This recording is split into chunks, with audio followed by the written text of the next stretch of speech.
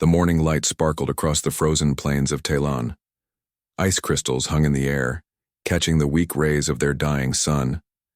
In her private chamber, Nara stood before the mirror, watching her own reflection.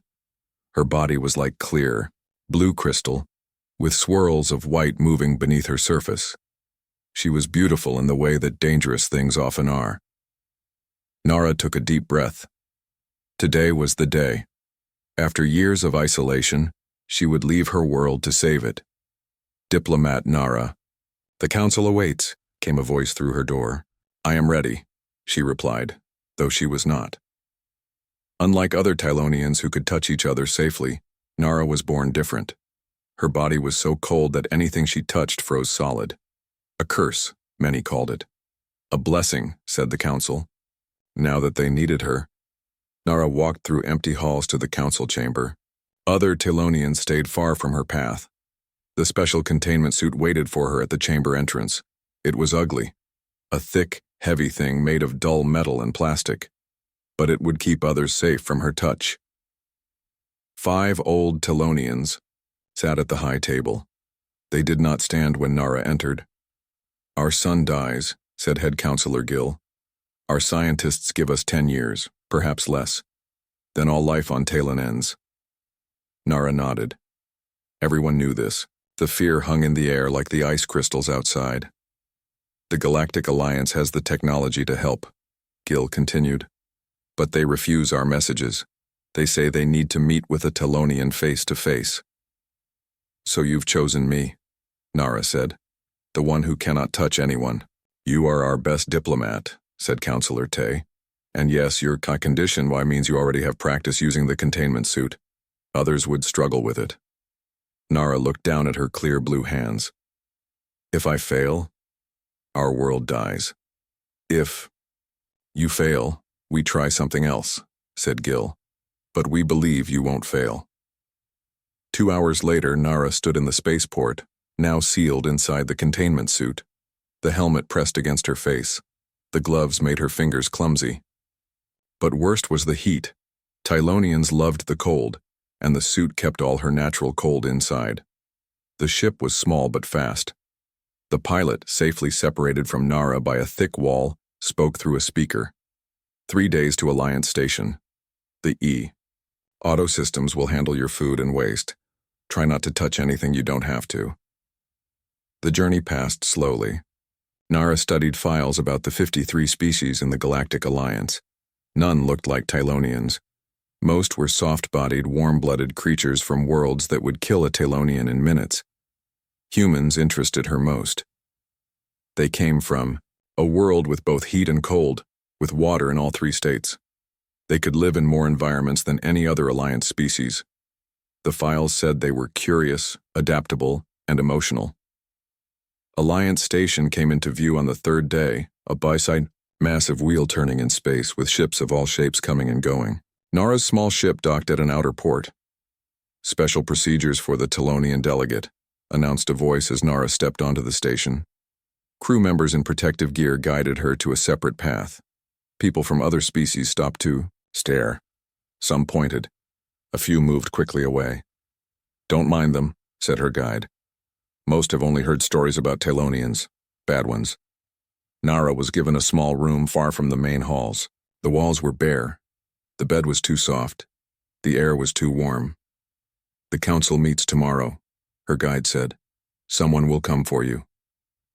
Alone again, Nara removed her helmet. The cool air of her specially chilled room felt wonderful on her face. She knew she should rest, but worry kept her awake. Tomorrow she would face the Alliance Council and ask for help to save her world. She had one chance. Morning came, and with it, a surprise. Her new guide was not wearing protective gear, just a simple gray uniform with a blue Earth symbol on the chest. "I'm June," he said with a smile. "Human diplomat. I'll be helping you today." Nara, back in her full containment suit, tilted her head. "Aren't you afraid?" June laughed. "Should I be? Your suit seems well made." "Others insisted on protection," Nara said. "Others worry too much," June replied. "Come, the council doesn't like to wait." They walked through wide halls filled with beings from dozens of worlds. Many moved away when they saw Nara. Some made rude gestures. June stayed close, sometimes putting himself between Nara and the unfriendly stares. They fear what they don't understand, he said quietly. The council chamber was a huge room with seats rising in circles around a central platform. Each section held delegates from different worlds. Some sections were nearly empty. The human section was full. "Wait here," said June. "I'll be with my delegation. When they call your name, go to the center platform and state your case." Nara stood alone at the entrance, feeling the stares of hundreds of beings. Then someone bumped into her hard from behind. "Watch where you stand, ice creature," growled a large reptilian being. Before Nara could respond, another bump came from the side. This time, her right glove hit the wall and tore at the wrist. Cold air escaped from the tear. Nara tried to cover it with her other hand, but then the floor shook as the chamber doors closed. She lost her balance and reached out instinctively to catch herself. Her hand, now exposed through the torn glove, grabbed the nearest thing, June's arm. He had rushed over when he saw the commotion. Time seemed to stop. Nara froze in horror. Every other time she had touched a living being, they had frozen solid in seconds. She waited for June's scream, for the ice to spread across his skin. Nothing happened. June looked down at her crystal blue hand on his arm. "Your hand is cool," he said. "It's nice, actually. The station is always too warm for my taste." The room erupted in noise. Delegates stood up, pointing and shouting. Security officers rushed forward but stopped, unsure what to do. Nara could not move, could not think. In her 28 years of life, she had never touched another being without causing harm. Yet here was this human, smiling at her, completely unharmed. "How is this possible?" she whispered. "I don't know," said June. "But I think your mission just got a lot more interesting." A tall, thin alien with purple skin pushed through the crowd. "This changes nothing," he said loudly. "One biological quirk doesn't make the Telonians safe. I, Counselor Day, move that this meeting be delayed until we understand this abnormality." The head of the council, a being with 4 arms and eyes on stalks, nodded.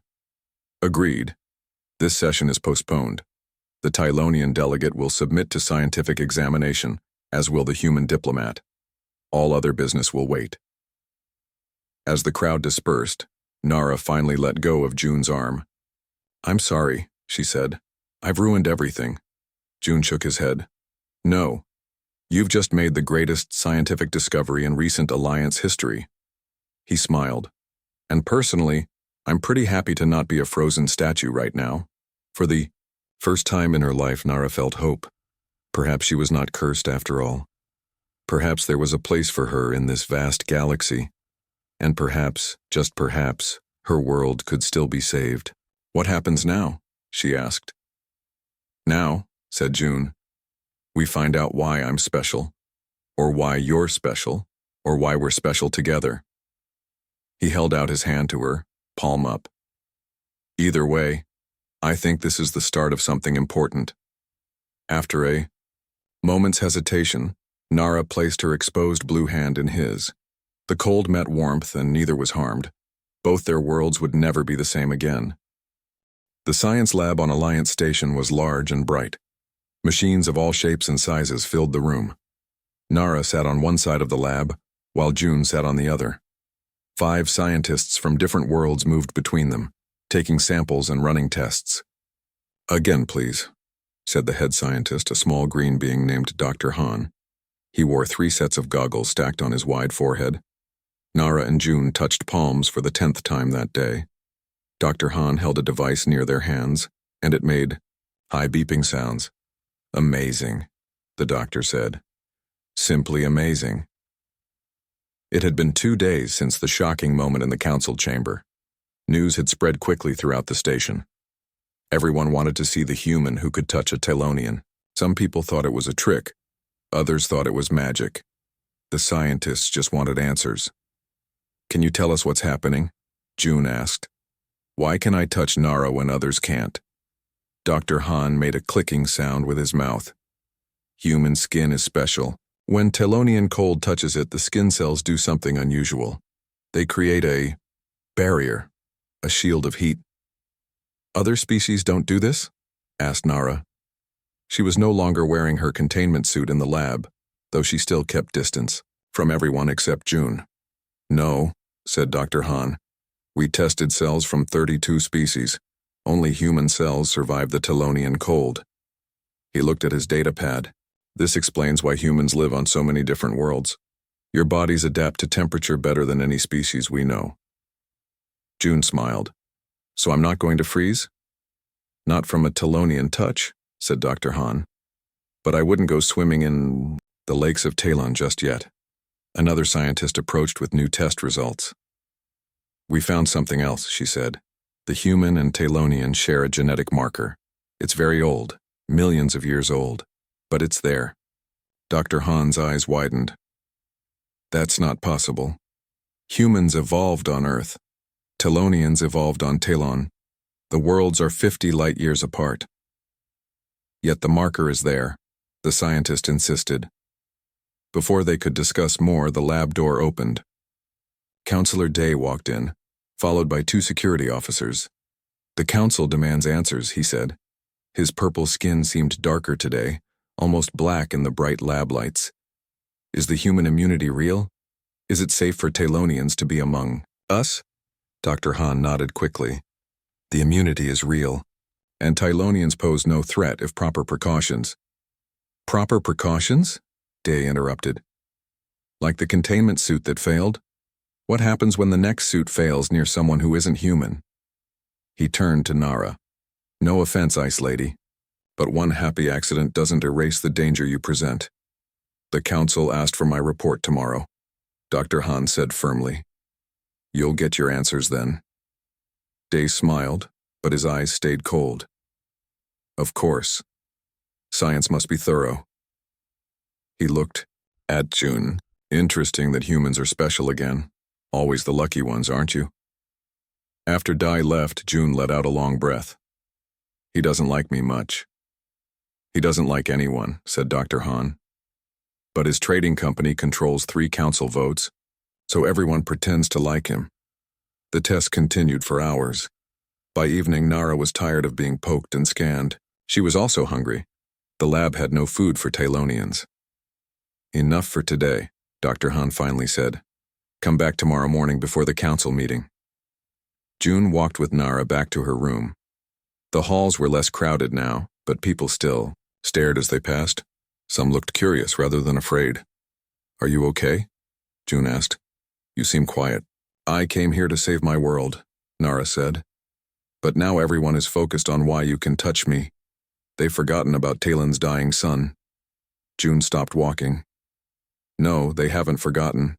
This discovery works in your favor. Now the Alliance has a scientific reason to work with Talonians. Counselor Day doesn't think so. Day is one voice, June said. There are many others. They reached Nara's room. Inside, the air was kept cold for her comfort. June stepped in without hesitation, though his breath made small clouds in the chilly air. My containment suit, Nara said suddenly. It's still broken. She looked at her exposed hand. I should be careful. Or, said June, you could take it off. You're only with me, and I'm not going to freeze. Nara hesitated. Then slowly, she began to remove the bulky suit. First the chest piece, then the leg coverings, then the remaining glove. Soon she stood in just her simple blue underclothes, her crystalline body free for the first time since arriving on the station. Better? June asked. Yes, she admitted. The suit is hot and heavy. June sat in a chair while Nara moved around the room. She felt lighter, more herself. Then the room's control panel started beeping. What's that? June asked. Nara went to check. The cooling system is failing. She touched buttons, but nothing changed. The temperature will rise quickly. Is that dangerous for you? Not dangerous, but very uncomfortable. Nara pressed more buttons. Something is wrong. It was working fine before. June joined her at the panel. Let me try. He opened the panel cover and looked inside. Someone disconnected these wires. He reconnected them and cool air began flowing again. This wasn't an accident. Day? Nara suggested. Maybe. Or someone who works for him. June closed the panel. He wants you to look dangerous at tomorrow's meeting. A hot, uncomfortable Telonian might lose control. Nara moved away from June. Perhaps you should go if someone is trying to cause problems. I'm staying, June said firmly. If they want to cause problems, they'll have to do it with me here as a witness. Later, as station night fell, they talked about their worlds. Nara described the beautiful ice valleys of Talon, where light made rainbows in the frozen mists. June told her about Earth's many climates, from hot deserts to frozen mountains. Have you always been a diplomat? Nara asked. June smiled. No, I was a climate scientist first. I studied how planets change over time. That's why I understand your world's problem so well. And that's why you're not afraid of me, Nara realized. You know more about Telonians than most. I know some facts, June said. But facts aren't everything. I'm not afraid of you because I choose not to be. Fear is often a choice. The room's communicator beeped. Dr. Han's voice came through. Nara, June, I found something important about the genetic marker. Can you come to the lab? Now? June asked. It's late. It can't wait, Dr. Han insisted.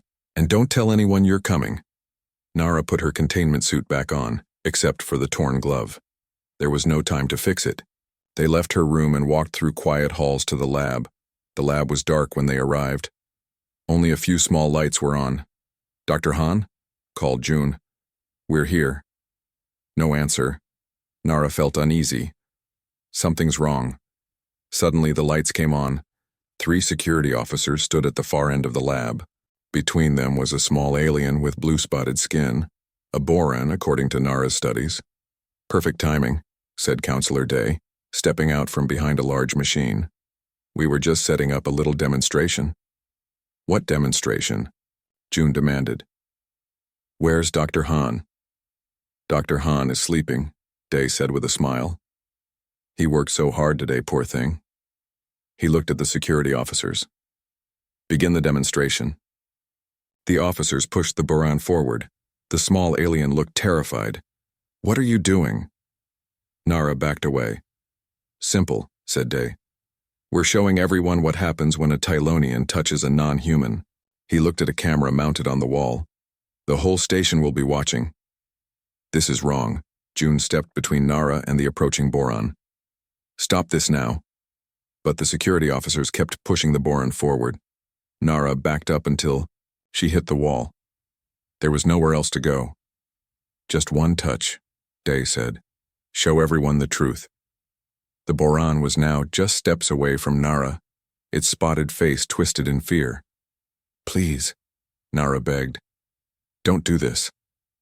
The security officers gave one final push. Time seemed to slow down as the boran was pushed toward Nara. June moved fast, trying to get between them, but one of the security officers grabbed him. The small blue-spotted alien stumbled forward, arms flailing. His hand was about to touch Nara's exposed arm when June broke free and pushed the boran aside. The alien fell to the floor but didn't get up. Everyone in the room froze. The fallen boran wasn't moving. What happened? One security officer asked. Did she touch him? No, June said. I pushed him away. Counselor Day stepped forward, his purple face tight with anger. Then why isn't he moving? June knelt beside the boran and touched its neck. There's no pulse. He turned the body over and gasped. This isn't a real boran. The others came closer to look. The fallen alien's chest panel had popped open, revealing wires and metal parts inside. It's a robot, Nara said, made to look like a boran. Day's face darkened. Nonsense. Your cold must have reached him somehow. Dr. Han rushed into the lab, still wearing sleep clothes. What's happening here? I got an alert that my lab was being used. Your alert is late, June said. Counselor Day tried to force Nara to touch this robotic boron. He pointed to the open chest panel. It was a setup to make her look dangerous. Dr. Han examined the robot. This is very advanced work. It's meant to shatter dramatically when touched by extreme cold. He looked up at Day. Who made this? I have no idea what you're talking about, Day said. I received a message that the Tylonian was going to meet a boron here. I came to protect station interests. A message? From whom? Dr. Han asked. That's not important.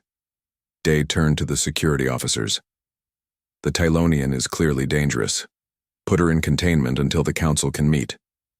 June stepped in front of Nara. She didn't do anything wrong. This whole thing was a setup. We don't know that, said one of the officers. But we have orders to keep the station safe. Despite June and Dr. Han's protests, the security officers took Nara away. They put her in a special cell with thick walls and very cold air. They let her keep her damaged containment suit off because there was no one else in the cell area. I'll fix this, June promised through the cell's communication system. Just stay calm. How? Nara asked. Day planned this well. Now everyone will think I'm dangerous. Not everyone, June said. The human delegation believes you, and we have the robot as proof of Day's plan. After June left, Nara sat alone in her cell. She thought about her home world with its dying sun. She had failed her mission before it even started. The council would never listen to her now.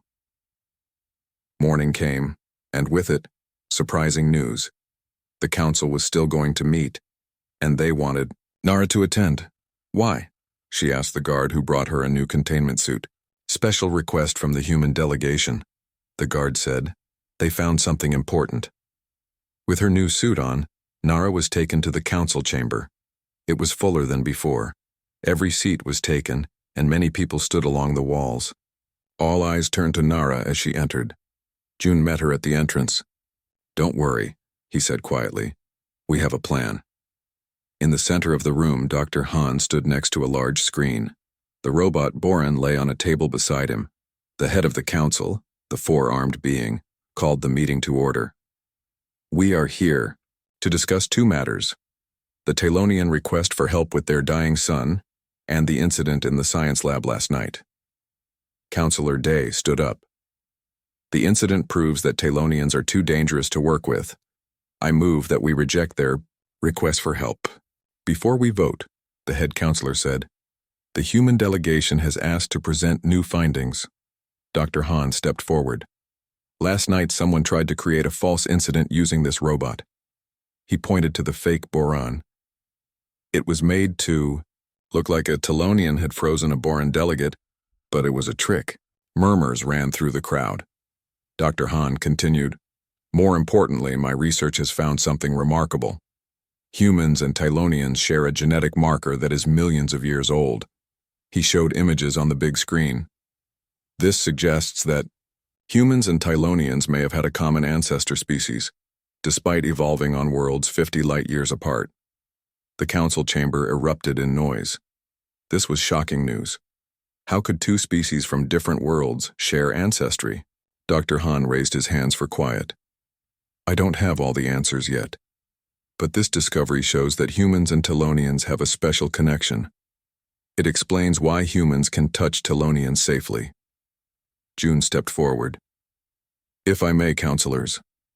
The head counselor nodded. June walked to the center of the room and motioned for Nara to join him. When she stood beside him, he reached over and removed her helmet. Gasps spread through the room. Many delegates stood up in alarm. Don't worry, June said loudly. I can show you that humans and Tylonians can work together safely. He held out his hand and Nara took it. Their fingers intertwined, crystal blue against warm brown. The alliance was created because we believe different species can overcome barriers to work together, June said to the council. If you reject the Tylonians because of fear, you reject the very idea that brought us all together. The room was quiet for a moment. Then Counselor Day stood again. A nice speech, he said. But one biological quirk doesn't change the facts. Tylonians are dangerous to most species. Their request would require Alliance ships and crews to travel to their world. The risk is too great. Many council members nodded in agreement. The head counselor spoke. We will vote now. The question: should the Alliance help Talon with their dying son? The vote was quick and final. By a large majority, the council voted no. Furthermore, the head counselor added, given the security concerns, Diplomat Nara's visitor status is revoked. She must leave Alliance Station within 24 hours. Nara felt her hope die. Her world was doomed. She had failed. After the meeting, she walked silently with June back to her room to gather her few things. I'm sorry, June said. The council made the wrong choice. It's not your fault, Nara replied. You tried to help, your whole delegation did. The vote is done, but this isn't over, June said. His face was serious now, his eyes bright with determination. Meet me at Docking Bay 12, tonight at midnight station time. Why? My ship leaves from Bay 3 in the morning, because you're not leaving on your assigned ship. June looked around to make sure no one was listening. The human fleet has decided to help Talon without council approval. What? But that would go against Alliance rules. June nodded. Sometimes, you have to break rules to do what's right. Humans understand that better than most. He squeezed her hand gently. Will you trust me? Nara thought about her dying world, about the council's fear, and about this human who had shown her more kindness than she had known in her entire life. Yes, she said. I trust you. Later that night, as the station's lights dimmed for sleep cycle, Nara slipped out of her room. She wore her containment suit but left the helmet off. She carried nothing with her. Docking Bay 12 was in a quiet part of the station. When she arrived, June was waiting with 3 other humans. This is Captain Yuri and her crew, June said. They command the science vessel Horizon. The human captain nodded to Nara. We've prepared a cold room for you on our ship. It's not as cold as Talon, but it should be comfortable. Why are you helping me? Nara asked. Your people could be punished, Captain Yuri smiled. Humans have a saying, we'd rather ask forgiveness than permission. Besides, no one should die because of politics and fear. A station alarm suddenly blared. Red lights flashed in the hallway. Security alert in Docking Bay 12, said a voice over the speakers. All personnel report. We've been discovered, June said. We need to go now. This way. Captain Yuri led them through a side door into the docking bay. The human science ship Horizon waited, its entry ramp already down. Security officers would arrive any minute. They rushed up the ramp. Captain Yuri shouted orders, and the ship's engines came to life. The ramp closed just as security officers entered the docking bay. Unauthorized departure in progress, said the station's warning system. Locking docking clamps. Too late, Captain Yuri said with a smile. The Horizon broke free from the station and moved quickly away. The ship was faster than it looked. Inside, June showed Nara to her room. It was small, but cold, just as the captain had promised. The walls were covered with frost. We did it, June said, catching his breath. We're free of the station. But what now? Nara asked. The Alliance won't help my world. We will, June said. The Horizon is a science vessel. We have advanced equipment that might help Talon's son. The ship's intercom buzzed. Everyone to the bridge, Captain Yuri called. We have company. On the bridge, screens showed 3 ships following them. They were small but heavily armed. Alliance. Security? Nara asked. Captain Yuri shook her head. No Alliance markings. These are private ships. She pointed to symbols on the ship's sides. They belong to Day's trading company. Why would Day send ships after us? June wondered. I don't know, Captain Yuri said, but they're gaining on us. The Horizon increased speed, but the 3 ships stayed close behind. Captain Yuri ordered evasive maneuvers, and the ship jumped to faster-than-light travel earlier than planned. That bought us some time, she said. But they'll follow our trail. In the ship's meeting room, the crew gathered to discuss their plan. Maps of the Talon system filled the screens. Nara explained about her world's dying sun. Our scientists believe it will burn out in 10 years, she said. Then Talon will freeze completely, killing all life. A human scientist named Dr. Song spoke up. We've been studying your sun's data. The problem isn't that it's dying of old age, something is draining its energy. Draining it? How? Nara asked. We're not sure yet, Dr. Song said. But it's not natural. Some kind of technology might be causing it. June looked thoughtful. If technology is causing the problem, maybe technology can fix it. That's why we're here, Captain Yuri said. The Horizon has equipment designed to stabilize planetary environments. We've used it on human colony worlds. For 3 days, the Horizon traveled at high speed toward Talon. The human scientists worked with Nara to learn more about her world. They did not wear containment suits around her. Instead, they simply kept a polite distance. Nara spent much time with June. He showed her how to use human computer systems and explained the plan to save her world. She told him about Telonian culture, history, and science. Why did you really help me? Nara asked one day. You risked your career, maybe even your freedom. June smiled. Humans have a long history of helping others, even when it's difficult. We believe that everyone deserves a chance to survive. And the genetic connection Dr. Han found? That makes us distant relatives in a way, June said. But even without that, we would help. As they talked, alarms sounded throughout the ship. Captain Yuri's voice came over the intercom. We've exited faster than light travel near Talon, she said. But we have a problem. Day's ships are already here. On the bridge screen showed 5 large mining ships in orbit around Talon. They were positioning equipment above the planet. What are they doing? Nara asked, fear in her voice. Dr. Song checked the ship's sensors. They're deploying atmosphere processors. These machines will change Talon's atmosphere, making it warmer. But that would kill my people, Nara said. We need the cold to survive. Captain Yuri nodded grimly. That's the point. Day doesn't want to save your world. He wants to take it over after your people are gone. Now everything made sense. Day had opposed, helping Talon because he wanted its resources for himself. The dying sun was just an opportunity for him. We need to stop them, June said. Captain Yuri opened a communication channel to the mining ships. This is the Earth science vessel Horizon. You are conducting illegal operations in Talonian space. Cease immediately. A familiar face appeared. On the screen, Counselor Day. Illegal? He laughed. The Alliance voted not to help Talon. That means it's open for development. Development? Captain Yuri said angrily. You're making the planet uninhabitable for its people. Unfortunate, but necessary, Day replied.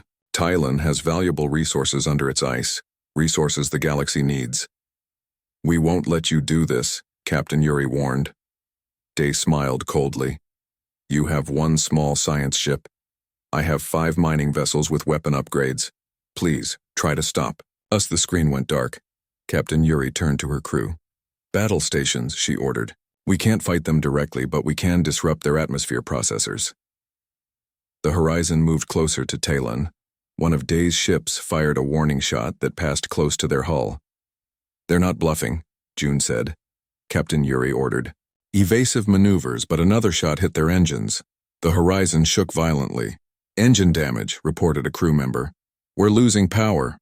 More shots hit the ship. Systems failed throughout the Horizon. Captain Yuri made a difficult decision. We need to land on Talon, she said. It's our only chance. The damaged ship limped toward the icy planet. Dai's vessels fired a few more times, but stopped when the Horizon entered Talon's atmosphere. They thought the battle was over. The landing was rough. The Horizon slid across an ice field before coming to a stop. Outside, the frozen landscape of Talon stretched in all directions. The sky above was pale blue and the weakened sun cast long shadows.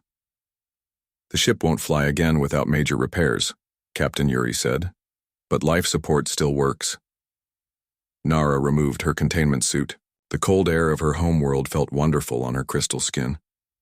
We need to reach my city, she said. It's about 10 miles from here.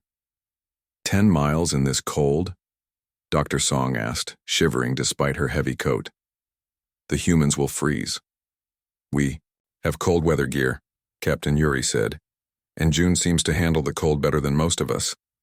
The humans put on their thickest clothes and face masks. Even so, the bitter cold of Talon bit at their exposed skin. Only June seemed comfortable, walking next to Nara with just a regular coat. Your cold resistance is impressive, Nara said. Even for a human. I grew up in the mountains, June explained. Cold doesn't bother me much. They walked for hours across the ice. Nara led them toward a range of crystal mountains where her city lay. Above them, Day's ships were visible as dark spots against the pale sky. He's already changing our atmosphere, Nara said sadly. Soon the ice will begin to melt. When they finally reached the edge of the city, Talonian guards met them. The guards were surprised to see humans, but they recognized Nara and took the group to the council building.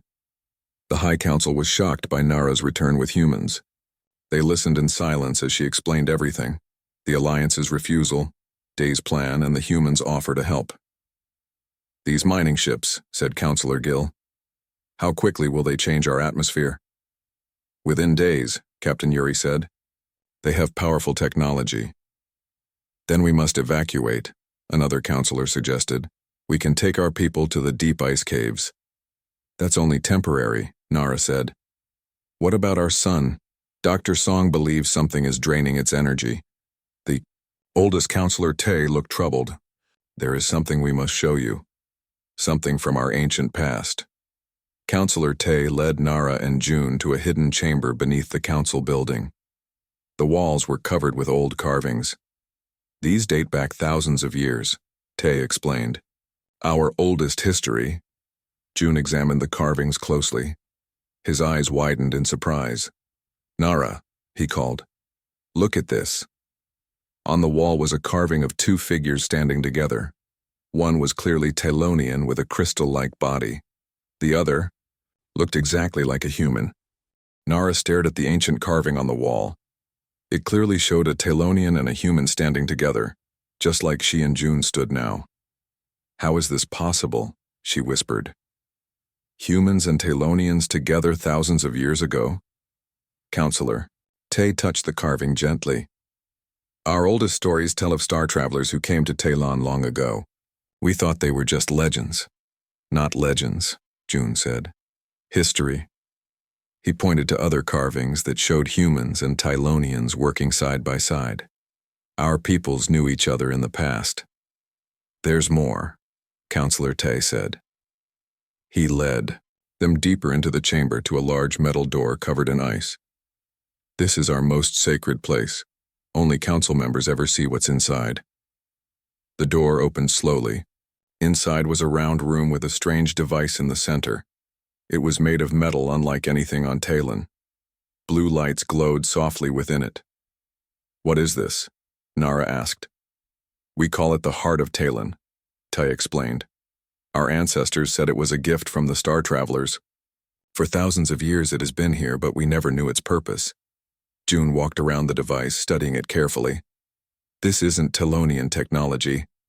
And it's not human technology either, at least not modern human technology. He found a panel with strange symbols. These look like ancient Earth writing, but different, like it evolved separately. Captain Yuri and Dr. Song joined them in the chamber. Dr. Song scanned the device with her equipment. It's giving off energy readings similar to what's affecting your sun, she said. This device is connected to your star somehow. Can we use it to fix the sun? Nara asked. Maybe, Dr. Song said. But we need to understand how it works first. Suddenly the building shook. Dust fell from the ceiling. What was that? Captain Yuri asked. They rushed outside. In the pale sky, they could see Day's ships firing energy beams at the planet's surface. Ice mountains were melting, sending floods of water through valleys. They're speeding up the warming process, June said. At this rate, the surface will be too hot for Talonians in hours, not days. They returned to the ancient chamber. Dr. Song worked quickly to understand the device. I think it's a star stabilizer, she said. It was meant to keep your son healthy, but it's failing after thousands of years. Can we fix it? Nara asked. I'm not sure, Dr. Song admitted. The technology is beyond anything I've seen. June examined the symbols again. Look at this, he said, pointing to a panel. These two symbols appear together many times. They look like the human and Tylonian figures from the carvings. Nara looked closer. You're right. And there's a circle between them like they're touching. Maybe that's the key, June said. The device was made by both our ancestors. Maybe it needs both of us to work. Another explosion rocked the building. A council member rushed in. Day's people have landed, he reported. They're coming toward the city with machines. We're out of time, Captain Yuri said. We need to try something now. June looked at the device again. There was a handprint shape on top of it. A handprint with 6 fingers, like a Tylonian's. Hand. Nara, put your hand here, he said, pointing to the handprint. Nara placed her crystal blue hand on the panel. Nothing happened. It needs both of us, June realized. He placed his hand on top of Nara's. The device hummed to life. Blue light spread from it, running along lines in the floor and walls that no one had noticed before. The whole chamber glowed, with energy. It's working, Dr. Song exclaimed, checking her scanner. The device is powering up. The light grew brighter. June and Nara felt a warm tingling where their hands touched. The device rose slightly from the floor, spinning slowly. What's happening? Nara asked. I think it's sending energy to your son, Dr. Song said, reversing whatever was draining it. Outside, the sky brightened suddenly. The weak sun of Talon flared with new light. The energy beams from Day's ships seemed small and weak compared to the power of the rejuvenated star. In orbit, Day watched in disbelief as Talon's sun flared with new life. The energy wave spread outward, catching his ships by surprise. Their systems overloaded, engines failed, and the ships drifted powerless in space. Back in the ancient chamber, the device continued to spin faster, the blue light almost blinding now. June and Nara tried to remove their hands, but they couldn't move. Don't fight it, Counselor Tay said. The device is using you to fix what was broken long ago. Images filled their minds, memories not their own. They saw humans and Tylonians living together on both worlds. They saw great ships traveling between stars. They saw how a terrible war had separated their peoples thousands of years ago, and how the device had been created as a failsafe, waiting for the day when humans and Tylonians found each other again. After what seemed like hours but was only minutes, the light faded. The device settled back to the floor, still humming softly. June and Nara could finally move their hands. Look at your hand, Nara, June said quietly. Where their hands had touched, Nara's crystal skin had changed.